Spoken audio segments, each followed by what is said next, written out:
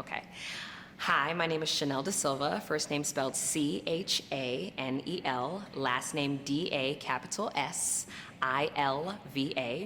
and my title is a choreographer for the Joffrey Ballet. Fantastic. So can you tell me a little bit about Swing Low, the creative process, kind of walking us through as a choreographer, how do you come up with a concept for a piece, how you came up with the concept for Swing Low, and then what we'll be seeing in that production?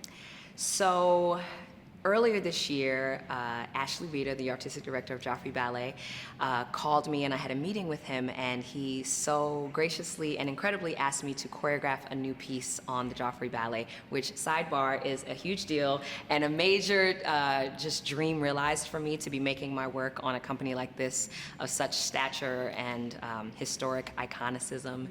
So I'm super grateful to be here. But Ashley called me and said, hey, we'd like you to make a dance. What would you like to do? And I had no idea what I was going to do. No concept was, floating around in my artistic brain. So I said, yes, thank you, and I'll get back to you on what I'm going to do. So I started going into my artistic cave, so to speak, and started listening to music, allowing myself to be open to inspiration finding me. And the first thing that happened is, while I was listening to music, I came across Zoe Keating's music again. Zoe has been in my musical headspace, heart space for a very long time. I've always loved her music, but instantly I was like, yes, it's Zoe. So I started going through her musical anthology and picked out 3 songs that I felt were moving me artistically, but were going to help me tell a story and share this piece in the best way possible. Even though at the time you didn't know what the story was going to be, you just felt like these songs could help you. Yes, absolutely. I was like, I can build something with these 3 songs. And then, so I was like, well, what is this piece going to be about conceptually? And I was going through my Instagram feed. So every now and again, I save things that really spark my interest. And I was going through again, and I was like, this image, and I'll show it to you. It's the image of this beautiful man standing on the shoreline of a beach on a rock. And he's barefoot, jeans kind of ratted, kind of tattered and rattered, but he has on these huge angel wings. And I was like, this is it. I have to make this piece. This is it. I don't know what the piece is yet, but this is the beginning of it. That was the seed of concept inception of the piece. And so everything about the piece came from that. Yeah, I would. I'll start again when we just...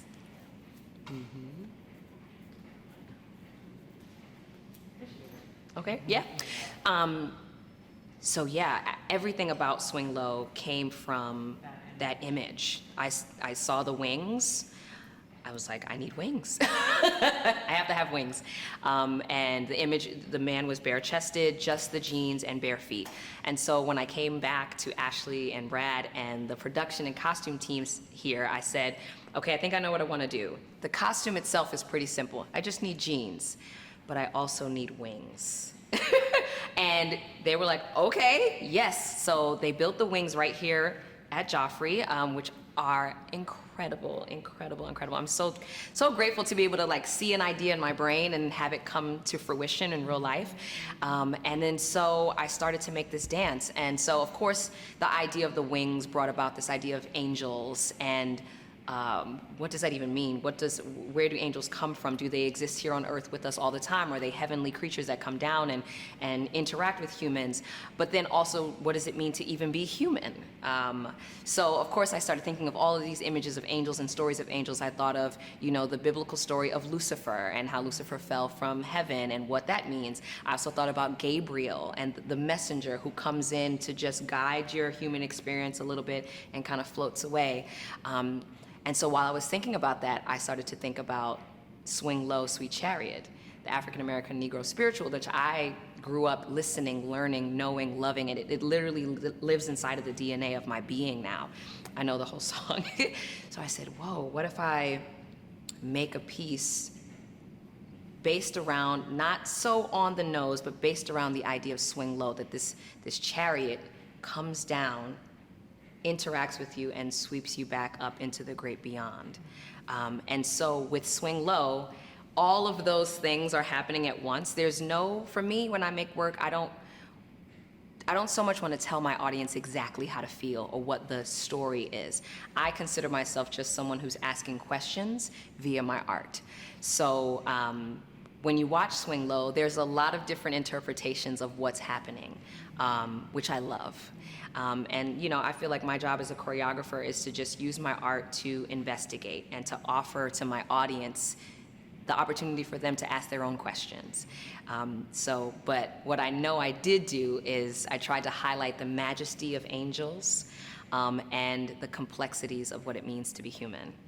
Now, would you describe yourself as like an quote-unquote art activist? Ooh, yes, an artivist. I wanted to see if you could bring that.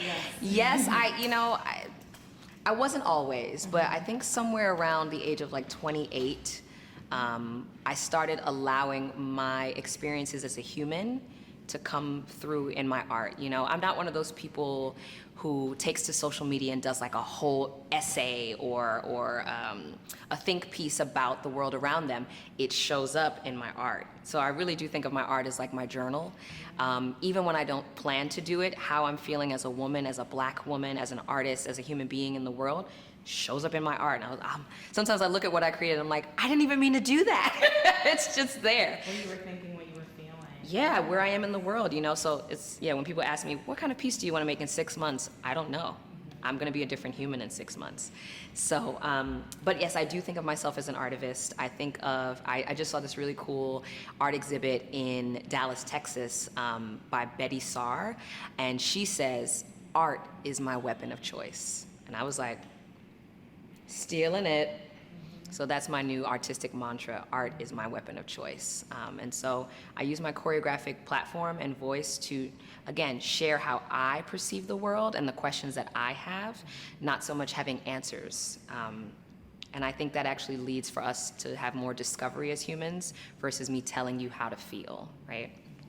That also reminds me of another quote, not necessarily the same, but Nina Simone said an artist's duty is to reflect the time. Listen, Angel, that was my quote last year. Like, I'm just, you know, yes, all the way, Nina. That's my job, to reflect the times that I'm living in and that we're living in, right? That's, I believe, that artists are the reason we keep moving forward and keep evolving, you know, even though they try to pretend like we don't need art. Yeah, that part, yeah. And I think I would be remiss to not mention, like, as a Black woman in a predominantly white space, what it means to be able to evolve what is seen as traditional ballet dance. I'm sorry if that's not the right verbiage. But what is traditional, what's seen as traditional, and kind of like helping Joffrey move forward in like the future of dance and self-expression. Because I mean, a very well-known, established institution, but is a white institution. Like they're not. You specifically won an award that they had created specifically for artists of color, but like, let's also note that there were not that many artists of color to even be able to potentially receive the award. So just kind of thinking about your positionality in this space. Absolutely. Listen, I think as an arts community, period, we're all in a deep space of reckoning with that. Understanding how we've been living needs to be questioned and re-examined and re-evaluated. And I've told the staff here at Joffrey many of times how proud I am, actually, to have been a part of the evolution of both our artistic community, but here at Joffrey, right?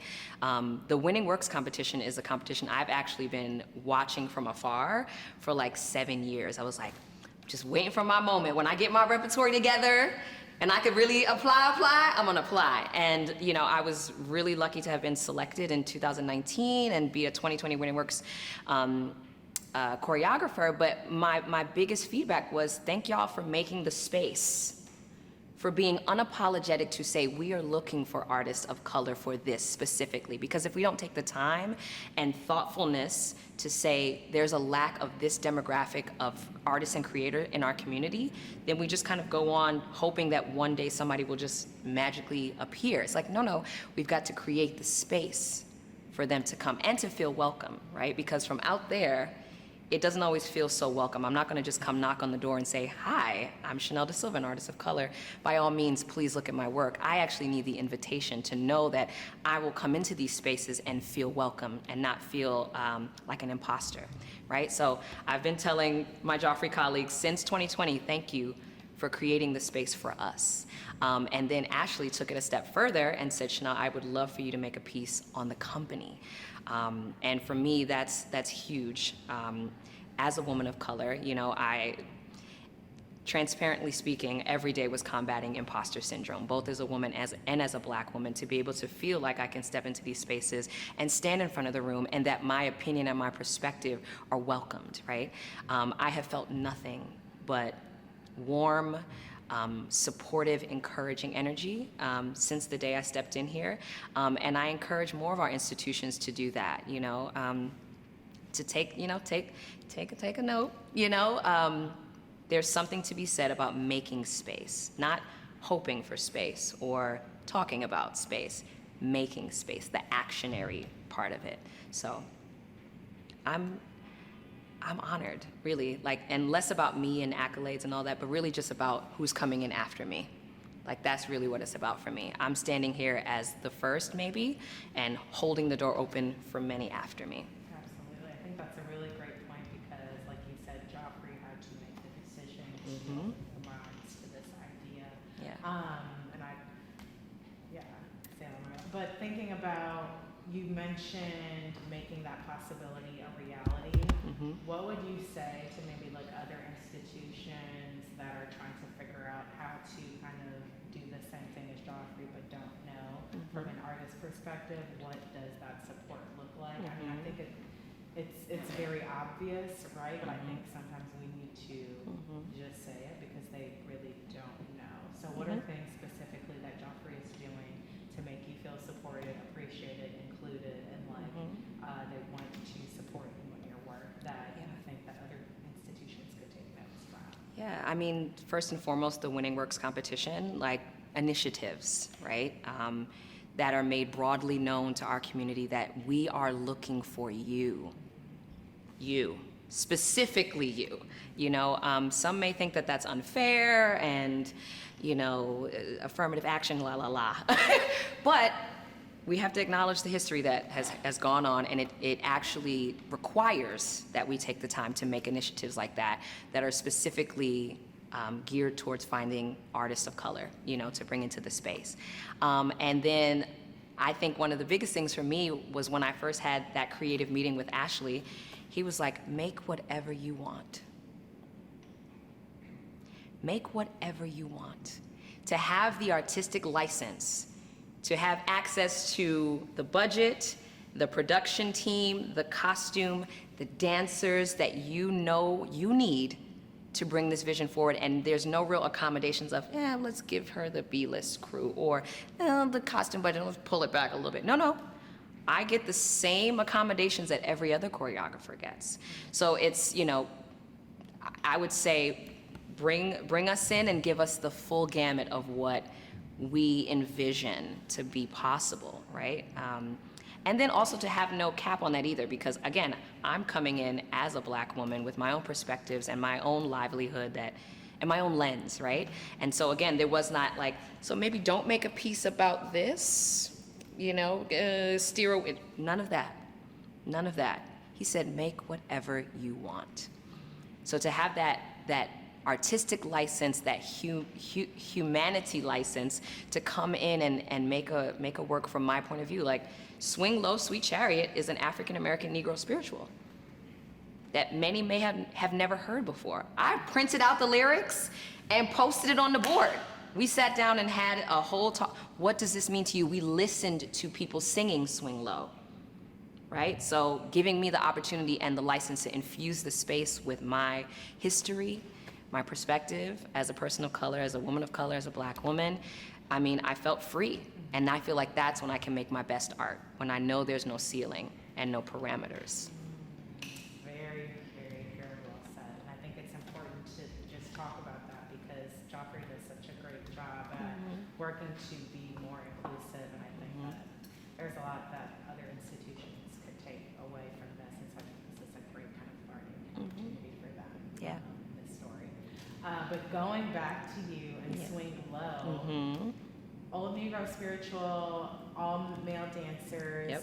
not all black. Mhm. Let's talk about that. Mm-hmm.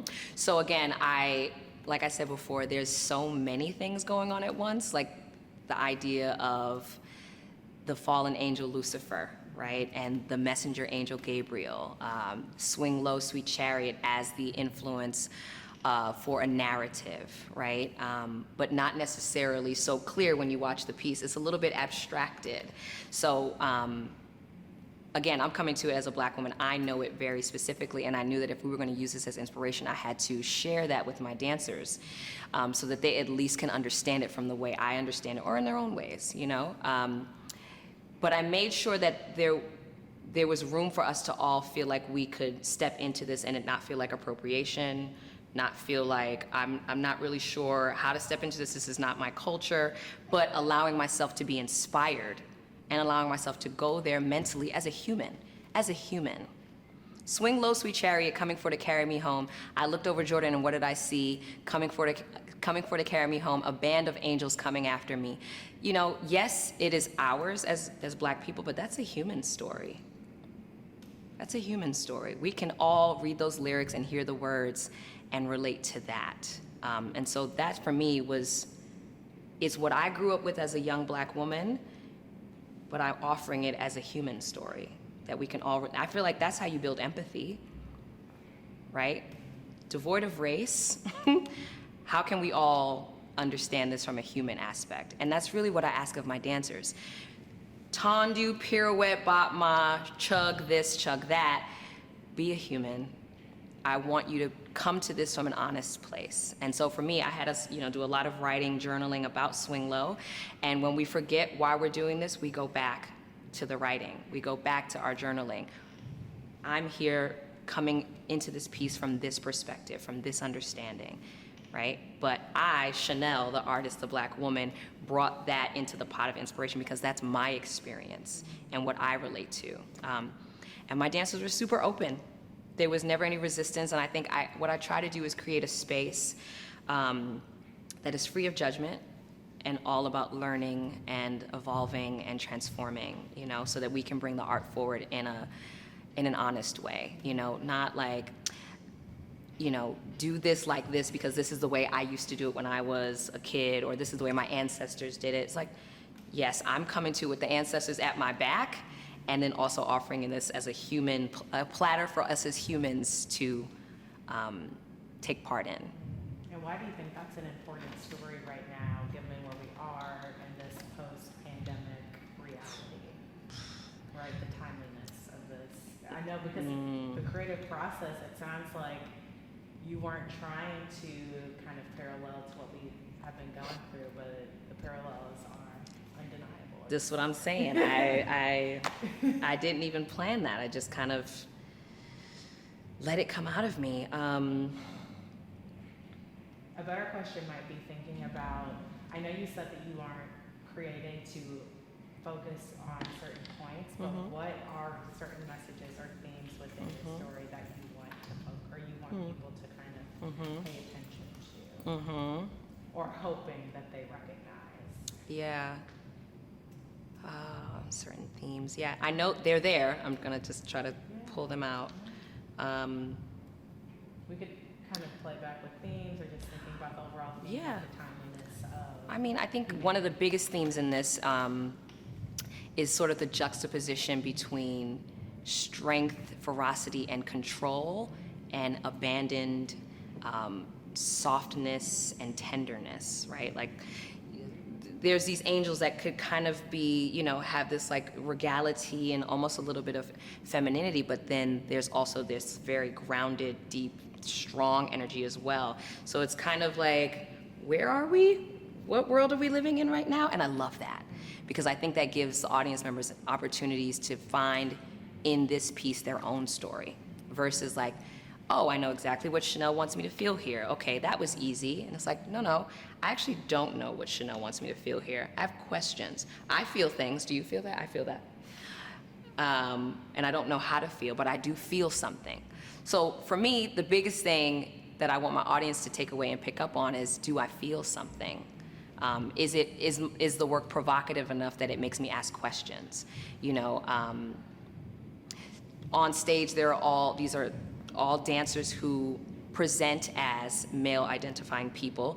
What does it feel like to see them partnering together, carrying each other, caring for one another, taking down the guard and letting themselves be held? What does it mean to see these majestic angel wings flying at me? Am I afraid, or do I love it? You know? You just have us, it sounds like you really have us all over the place, and you just want to figure out which one we want to feel in that moment and just kind of go with it and ride it. All over the place, but there is a thread line. Yeah. There's definitely a thread. You go on a very specific ride, but at the end you're like, is the main character this, or is the main character that? I'm not sure. Where are we? Where did Chanel bring us to, you know? And at the end, I want my audience to feel, I don't know, just to feel. I don't know if they want to feel redemption, if they want to feel hope, if they want to feel sadness. My job is to just make sure something happens in their spirit, you know, like, versus I'm leaving the same way I came. I want them to leave a little bit differently. So yeah, I haven't really thought about that themes question. Now you're gonna have me brewing on that. Yeah, because I always like to, since this is going to be airing opening night, people always kind of want to know what, that's why I asked you about your creative process. It's kind of like, what are the takeaways? Because I think the biggest thing about art is interpretation. People are so intimidated by interpretation. They don't know if they should interpret it as exactly what you want or how they feel. And I think that unfortunately, even though artists don't want to tell you how to feel, people like being told how to feel. I know. So it's just kind of like meeting the artists and the viewers in the middle. It's like you don't really know. Well, I mean, you don't know how to, I guess, verbalize maybe. I mean, but you have. But thinking about what are those potential themes, just kind of giving them like a little cheat sheet. But at the same time, I think he's still saying it's up to their interpretation. Yeah. I mean, the cheat sheet is swing low, sweet chariot, coming for to carry me home. I looked over Jordan, and what did I see? A band of angels coming after me. Now, why didn't you use the song? I thought, see, that's too on the nose. Too on the nose, and I needed a large amount of music to do that. And I mean, I guess I could have put swing low in it, but again, I feel like that's too on the nose for how I like to create. You know, Room for interpretation there. yeah, and my work tends to live in between like super abstract contemporary work and like very literal musical theater. You know, No, it like in between, it lives right in the middle where you're like, oh, but right, maybe. You know, so it lives in the middle, and I've always not been a fan of program notes because of that reason. I want to come and let it just fall on me and see how I interpret it, because someone could see swing low and see something that I absolutely didn't even plan and come to me and say, Chanel, I'm going through this in my life right now, so this is what I saw. And I'm like, whoa, thank you for that. Thank you for that gift of how my pieces can be interpreted. So that's why I kind of lean away from it a little bit. But I trust in my work that there is a narrative and there is a story and there's very tangible inspiration that will give people at least, you know, something to grab a hold of when they watch the dance. Tangible, I think, is an important word. Yes, absolutely. Yeah. My last question that I do have for you, I know we haven't had opening night yet, but thinking about getting back into the flow of choreographing, rehearsing, working with your dancers, just like preparing, tech week, all of those things.